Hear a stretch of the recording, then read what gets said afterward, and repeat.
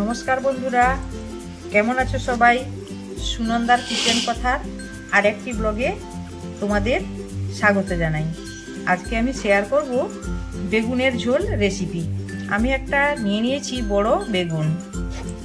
বেগুনটাকে আমি এইভাবে কেটে নেব।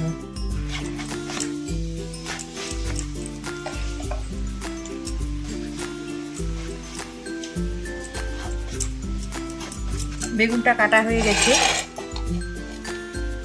এবারে আমি বেগুনের ঝোলের জন্য নিয়ে নেব একটা টমেটো।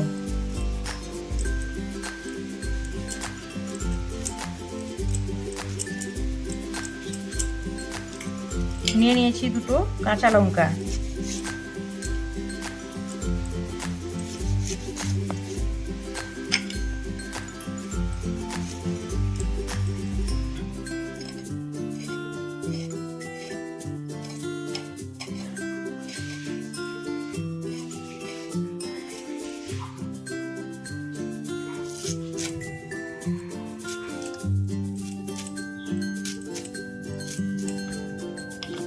আর নিয়ে নিচ্ছি একটা গোটা পেঁয়াজ।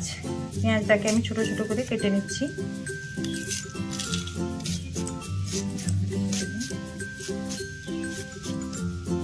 আর নিয়ে নিচ্ছি 3-4 কোয়া রসুন।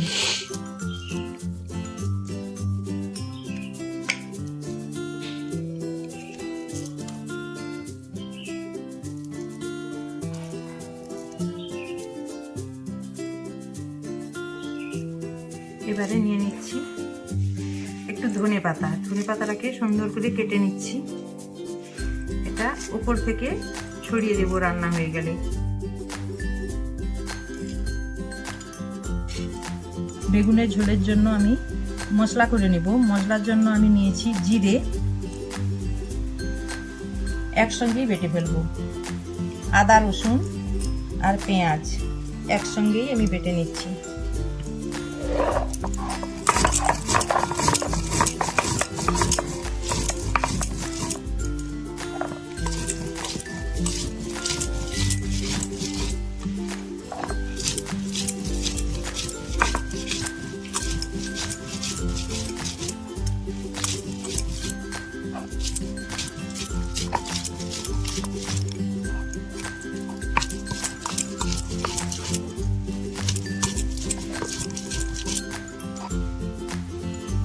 মশলা করা হয়ে গেছে। এবারে আমি নিয়ে নেব মগজদানা আর পোস্ত। এটাকে আমি একসঙ্গে বেছে নিচ্ছি। পোস্ত আর এই মগজদানা দিলে তরকারিটা খুব সুস্বাদু হবে।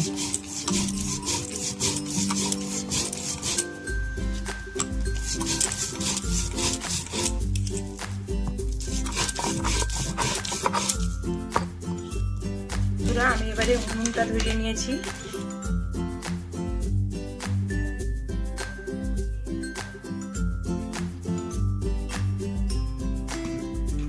এবারে আমি কড়াইতে সরষে তেল দিয়ে দিচ্ছি। প্রথমে আমি বেগুনটা ভেজে নেব। বেগুনটাতে আমি কিন্তু নুন হলুদ কিছুই মাখাবো না, এমনি ভেজে নেব।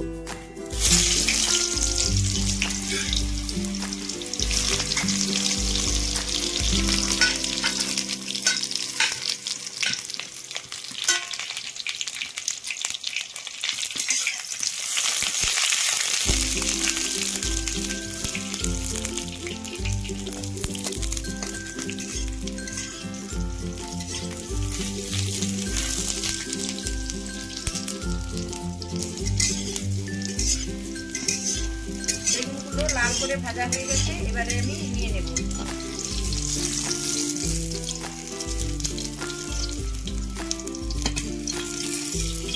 যেহেতু এটা বেগুনের ঝোল, এটাতে আমি আলু দিচ্ছি না, শুধু বেগুন দিয়েই আমি করছি।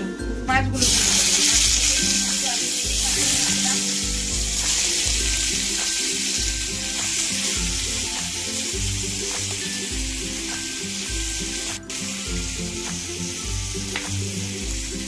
আমি এখানে বোয়াল মাছ আর পোনা মাছ যে কোনো মাছটা রান্না করতে পারো, কোনো মাছটা না।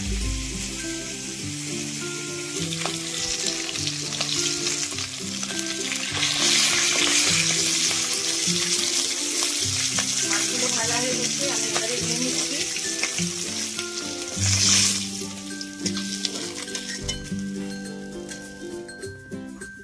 আমি কড়াইতে প্রথমে দিয়ে দিচ্ছি গোটা জিরে ফোড়ন।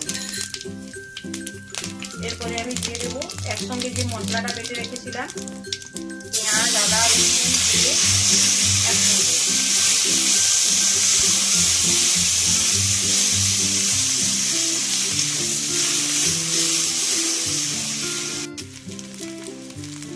মশলাটা কষানো হয়ে গেছে, এবারে আমি হালকা করে লঙ্কার গুঁড়ো দিয়ে দিচ্ছি।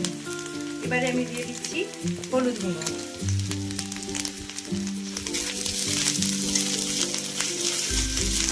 এরপর আমি দিয়ে দিচ্ছি টমেটো কুচি।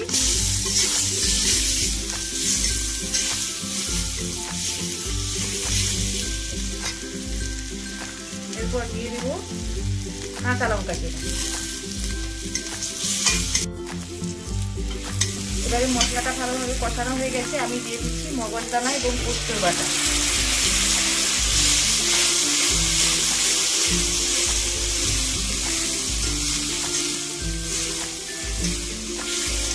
মশলাটা কষানো হয়ে গেছে, এবারে আমি জল দিয়ে দিচ্ছি।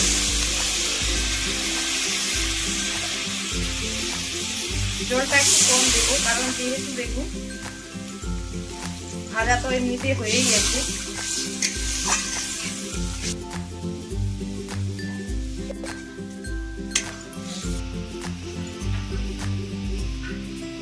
তরকারিটা ফুটে গেছে, এবারে আমি মাছ বেগুন একসঙ্গেই দিয়ে দিচ্ছি।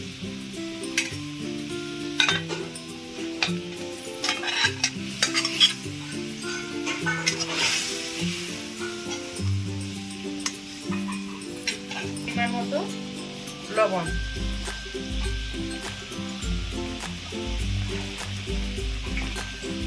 আর দিয়ে দিচ্ছি চিনি।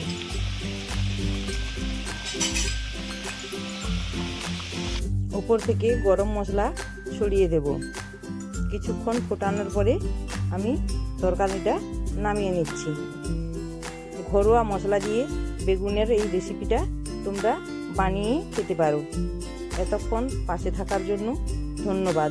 দেখা হচ্ছে পরের ভিডিওতে।